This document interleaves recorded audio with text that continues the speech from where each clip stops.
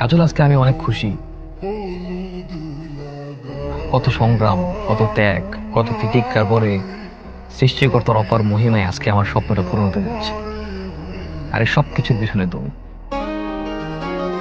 তুমি না থাকলে কোনো কিছুই হতো না। তুমি আজকে আমরা যা করতে বলবা আমি তাই করার জন্য প্রস্তুত আছি। যদি আমি জানি যে তোমার ঋণ কখনো শোধ করার সামর্থ্য আমার নাই।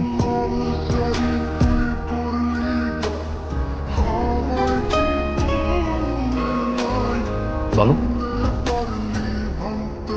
সত্যি চাইবো? হ্যাঁ। তুমি পারবে না। কেন করবো না? আরে, যে মেয়েটা আমার জন্য এত কিছু করলো, যার জন্য আজকে আমার এই অবস্থান, তার জন্য তো আমি আমার পুরো জীবনটা উৎসর্গ করতে রাজি আছি। তুমি বলো না। মায়ার জায়গাটা দিতে পারবো?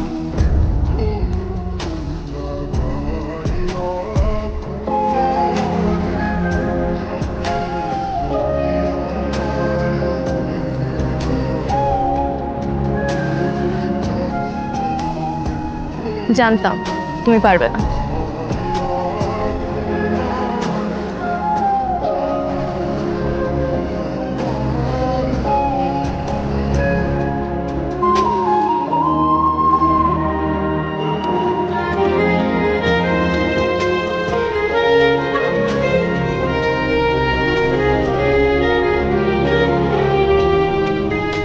কাজলের মন রক্ষার্থে নিজের অনিচ্ছা থাকা সত্ত্বেও সাকিব কাজলকে বিয়ে করে। আজ তাদের বাসর রাত। সাকিব, হ্যাঁ। ভেতরে যাবে না? কাজল, তুমি ঘুমিয়ে পড়ো। তুমি এখনো তোমার অতীত ভুলতে পারোনি, তাই না? দেখো কাজল, আমার কিছুটা সময় লাগবে। আমি জানি আমি এই মুহূর্তে তোমার সাথে যেটা করছি সেটা অন্যায়। তুমি আমাকে প্লিজ ভুল বুঝো না। আমি তোমার প্রতি চিরকৃতজ্ঞ। তোমার ঋণ আমি কখনো শোধ করতে পারবো না। আমি এই মুহূর্তে তোমার কাছে এতটুকু আশা করছি যে তুমি আমার প্রতি ভরসা রাখবে। সমস্যা নেই, আমি এতদিন তোমার সাথে যেভাবে ছিলাম ঠিক সেভাবেই থাকবো।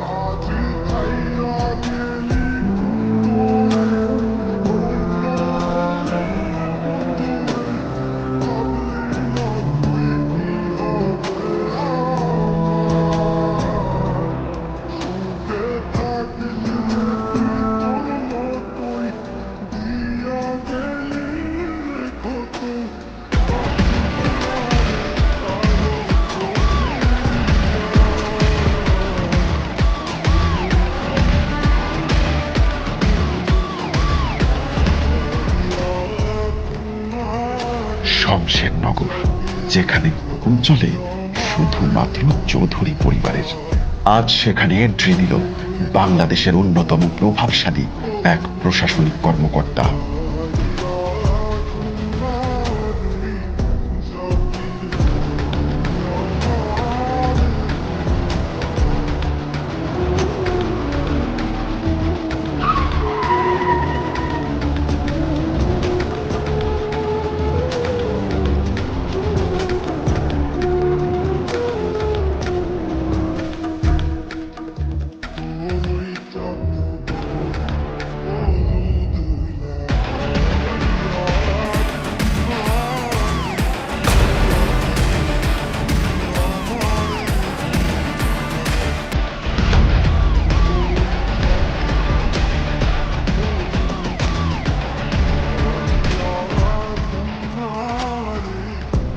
আজ সাকিবের বাবার স্বপ্ন পূরণ হবার দিন।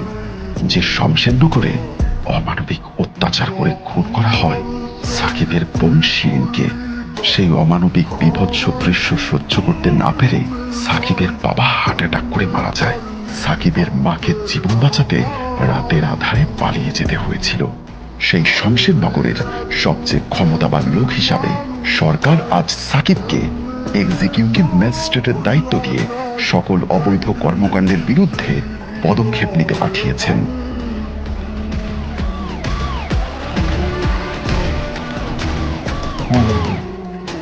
আপনাদের ফাইলগুলো পাঠিয়ে দিন, আমি সাইন করে দিচ্ছি।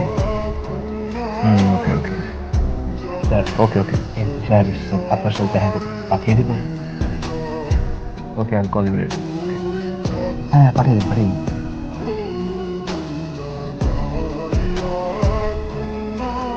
অভিনন্দন, অভিনন্দন ম্যাজিস্ট্রেট সাহেব, অভিনন্দন।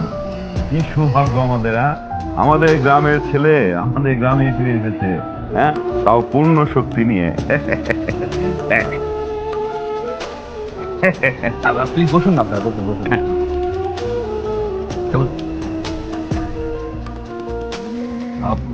তো কি খাবেন বলেন? এই সবুজ খাবারের ব্যবস্থা করে যাও। খাওয়ানোর সিচুয়েশন এখনো আপনার আছে না? আপনার পুরা বাড়ি, প্রেম, বাবার মৃত্যু, বোনের মৃত্যু, তাছাড়াও সবচেয়ে বড় জিনিস হচ্ছে আপনার বোনের সাথে যে ঘটনা ঘটনা। প্লিজ, আমি এই বিষয়গুলো না কথা বলতে চাচ্ছি, না কোনো কিছু শুনতে চাচ্ছি। Totally my personal matter. আপনার পার্সোনাল ম্যাটার হলেও আমাকে বলতেই হবে। আপনার সাথে যে ঘটনা ঘটানো হয়েছে সেটা একটা পশুর সাথে ঘটনা হয়েছে। হ্যাঁ, একরকম তো আপনাকে বাড়ি থেকে ঘাড় ধাক্কা দিয়ে বের করে দিয়েছে। আমাকে আমাকে ওই গরু ছাগলের রশি ঝুলিয়ে সারা গ্রাম ঘুরে দিয়েছে। আমি চেপে সব সহ্য করছি। মনে মনে ভাবছি যে একদিন আমারও সময় আসবে, সেই সময়টা এসে গেছে। এখন আজকেই আপনি এক্সিকিউটিভ ম্যাজিস্ট্রেট, আপনার আছে আইনের পাওয়া, আমার আছে রাজনৈতিক পাওয়া। আপনার আর আমার প্রতিশোধ একই পয়েন্টে। হ্যাঁ, আপনার পাওয়ার আর আমার পাওয়ার মিলে যদি একটা কিছু হয়, তাহলে ওই চৌধুরীর রাজপ্রাসাদ ধ্বংস হতে 1 সেকেন্ড সময় লাগবে না।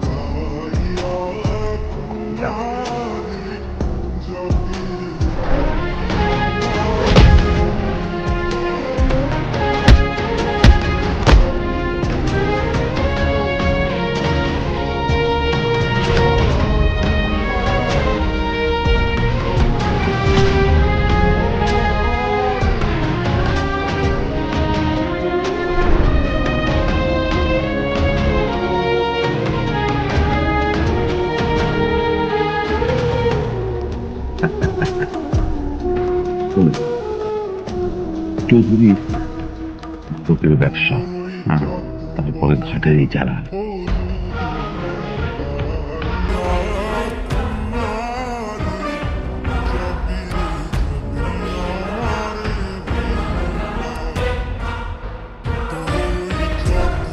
এমপি সাহেব তার সহকারীর কাছ থেকে চৌধুরীর সকল অবৈধ অপকর্মের নথি বের করে কোথায় মাদকের স্পট, কোথায় অবৈধ কারখানা, কোথায় অবৈধ ঘাটের ইজারা, অবৈধ স্থাপনা, পরিবহন খাতে চাঁদাবাজি, সকল অপকর্মের বর্ণনা সাকিবকে দেয়, যাতে সাকিব চৌধুরীর বিরুদ্ধে আইনগতভাবে ব্যবস্থা নিতে পারে।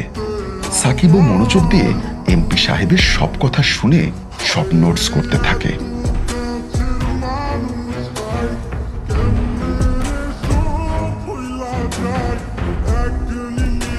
এবার শুরু হয়ে গেল সাকিবের প্রতিশোধ নেবার পালা।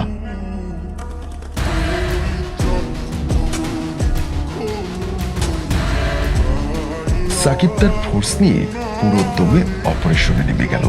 এই অপারেশনে সাকিবের সাথে এলাকাবাসীরাও সর্বত্র সহযোগিতা করেছিল। এলাকাবাসীরা চৌধুরীর নির্যাতনের হাত থেকে বাঁচতে সাকিবকে পেয়ে যেন আবার নতুন আশা দেখতে পেল।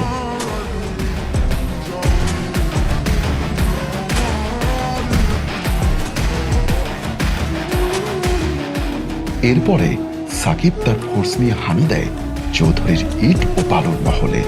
চৌধুরীর লোককে সাকিব তার এই অবৈধ স্থাপনা সরানোর নির্দেশ দেয়। চৌধুরীর লোক সেই নির্দেশ অমান্য করে সাকিবের উপর চড়াও হলে সাকিব তাকে থাপ্পড় মেরে জেল হাজতে পাঠায়।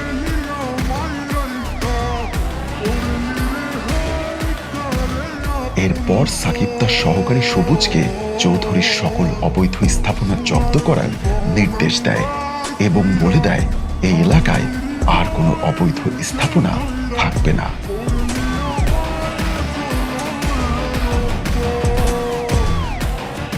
চৌধুরীর গুন্ডা পাবলিক বাসে চাঁদাবাজি করা অবস্থায় পুলিশের কাছে ধরা খায়।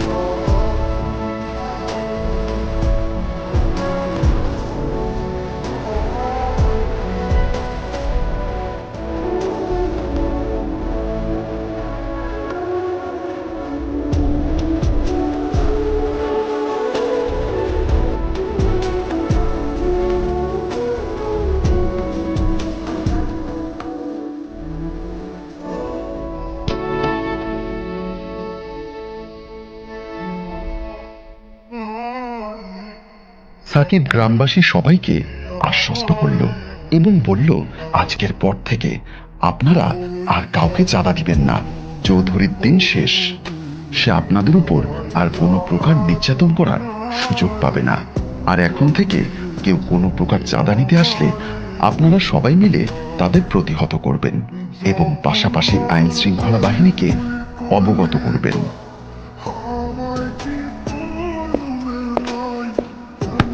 আরে দেখে চলতে পারেন না, চোখে কপালে দিয়ে হাঁটেন নাকি? আরে এত সুন্দর একটা জিনিস যদি চোখের সামনে থাকে না, চোখ কি কপালে থাকবো? চোখ তো থাকবো জায়গা মতো। বোঝো না এই ব্যাপারটা? ঠিক তো? ঠিকই কইছিস বন্ধু। কি? যত বড় মুখ নয় তত বড় কথা। জনমনে হাতে ব্যথা পাবা তো।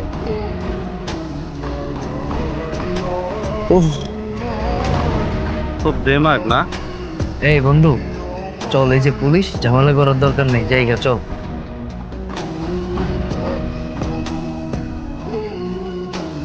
পরে আমি দেখতেছি। তাহলে খরা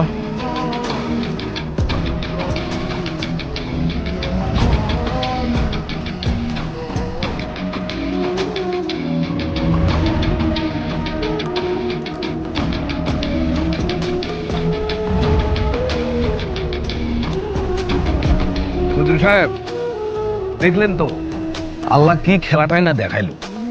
আমারও দেখতে হইতেছে আপনার এত সুন্দর রাজপ্রাসাদ, সেটা ছাইরা আপনি এখন জঙ্গলে আশ্রয় নিলেন। হ্যাঁ, আজকের এই দিন দেখার লেগেই তো তগমতা তোরগুলোর আমি লাখ লাখ টাকা খাওয়াইছি। কি যে বলেন চৌধুরী সাহেব, আমি তো একজন সামান্য ওসি, আর ওই ছেলে হইতেছে এক্সিকিউটিভ ম্যাজিস্ট্রেট। আমি তো এখন তার অধীনস্থ একজন কর্মচারী মাত্র। আমার পাত্রটা লাল বাতি জ্বালায় দিয়ে এখন কর্মফল মারাইতেছ না? তুমি যদি আমার বিয়েই না হইতা, আজকে তোমার আমি এমন শিক্ষা দিতাম। চৌধুরী সাহেব, কি শিক্ষা দিতেন? কিরকম শিক্ষা দিতাম? আসো কাছে আসো, দেখে দিচ্ছি। আসো, মানে কি? আসো না, এখানে আসো। চৌধুরী সাহেব, আপনি আমাদের মারতেছেন? এটা ঠিক না, আমি আইনের লোক, আমি সরকারি লোক। এটা করতেন না আপনি।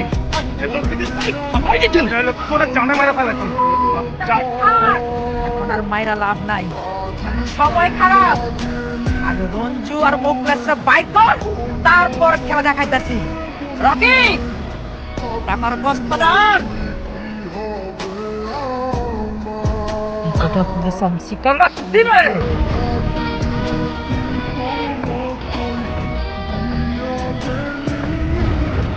এই মাত্র 2 দিন সময় দিলাম 2 দিনের মধ্যে মুখ খুলে সালন দিয়ে বের করবেন চাপ নেদার জি আপনি যেভাবে বলবেন সেভাবেই হবে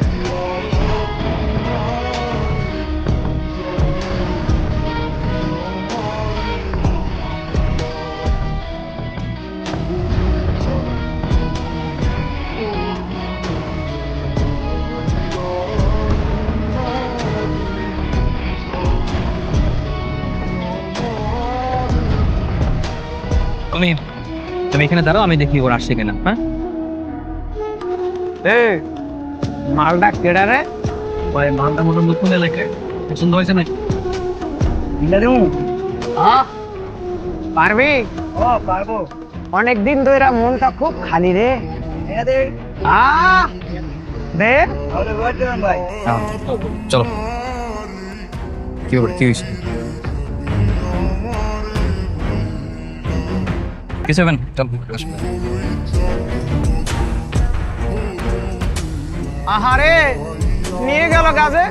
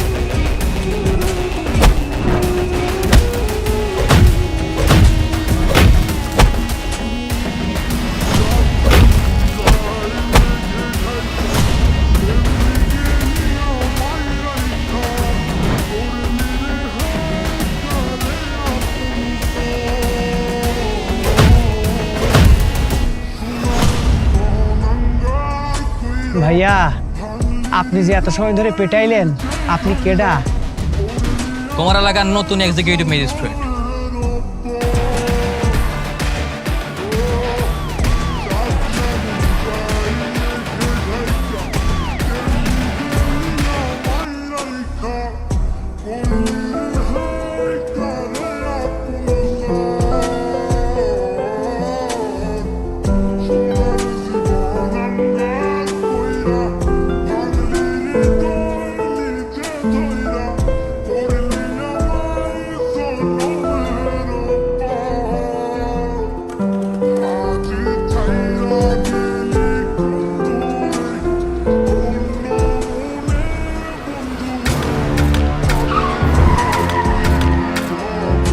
কি ব্যাপার?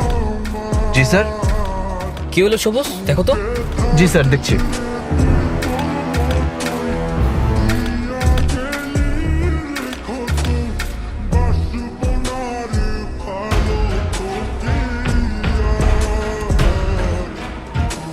স্যার জায়গাটা সেফ না স্যার,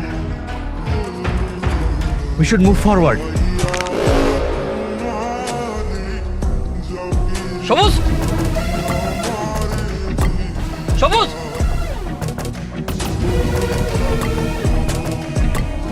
সবুজ,